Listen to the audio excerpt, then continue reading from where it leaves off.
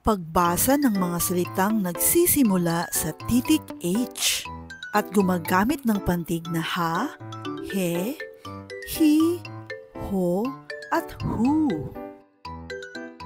Ha, mon, hamon. Ha, la, man, halaman. He, le, hele. He, pe, hepe.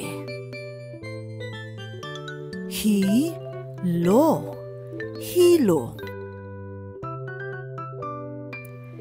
Hi, ta, hita. Hi, ga, higa. Ha, yop, hayop. Hi, ga, an, higaan.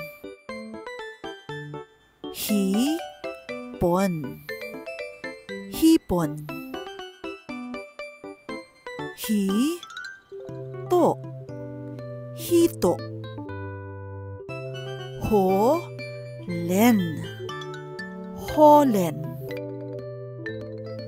Hu, la, hula.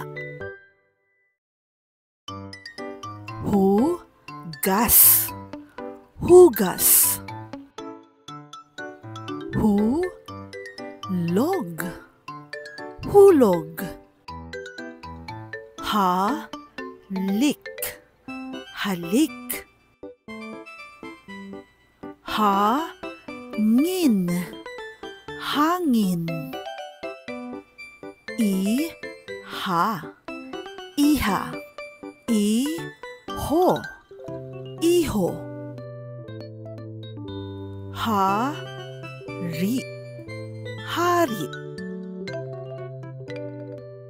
Ngayon, matutukoy mo ba ang nawawalang pantig sa pangalan ng larawan? Pumili sa ha, he, hi, ho, at hu upang mabuo ang salita. Ano ang nawawalang pantig sa salitang hangin? Tama ang pantig na ha. Ano ang nawawalang pantig sa salitang hilo? Tama ang pantig na hi. Para naman sa salitang hita, ano ang nawawalang pantig? Hi, hita. Ano ang nawawalang pantig sa salitang hepe? Mahusay ang pantig na he. Ano naman ang nawawalang pantig sa salitang hipon? Hi, tama. Ano ang nawawalang pantig sa salitang holen? Ang pantig na ho. Mahusay. Sa salitang hugas, ano naman ang nawawalang pantig? Hu. Tama. Sa salitang hele, ano naman ang nawawalang pantig? He. Magaling. Sa salitang hayop, ano naman ang nawawalang pantig? Ha. Mahusay. Ano ang nawawalang pantig sa salitang halik? Ang pantig na ha. Tama. Ngayon naman, piliin mo ang mga pantig na bubuo sa pangalan ng larawan.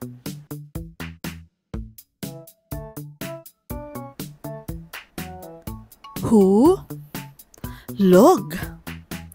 Ha, yop. Tama. Ha, ri. Ho, len. Mahusay. Ngayon naman, subukan mong hanapin ang tamang larawan para sa parirala. Mabait na hari. Tama. Matapang na hepe. Tama. Malaking hito. Tama. Nakahiga sa kama. Mahusay. Malakas na hangin. Tama. Mahusay.